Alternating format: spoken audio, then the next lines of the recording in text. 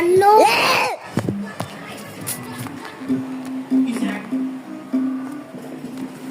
And welcome sa aking bagong garden na pero malaking head dyan at may pulang manananggal. Ay, awan pala. At meron tayong chicken jockey na mukhang pagod na. At ang ating family hungry friends. Si Mama Hungry, si Papa Hungry, at si Baby Hungry. At dito lang yan sa ating garden. Wala mo ganun. Ay, akala ko garden ko. Sana ako kaso pinakain ko pa dito yung pera ko. Busog nga siya pero ang ending, ito yung garden ko, walang laman. Buti pa yung manok na to. Yung check niya, ang daming laman. At nang-aasar pa.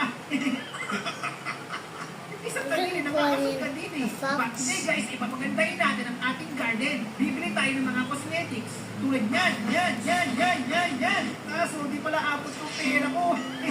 Wala akong pambili. Ang mahal. Oh, nabulis. Leo Wala naman ako pwedeng ibenta dito. Ang meron lang ako ay flowers at chocolate para kay Crush. Sir, baka naman, pautang niyo naman. Alam niyo ba guys, na siya ang pinakamayaman dito. Kasi ang lahat ng gusto niyang ibenta, kaya niyang bilhin. Kaya sir, kung mabait ka talaga, kung mabuti ang puso mo, pautang naman ako. Kailangan ko ng pera pambili ng Pixie para mapaganda ko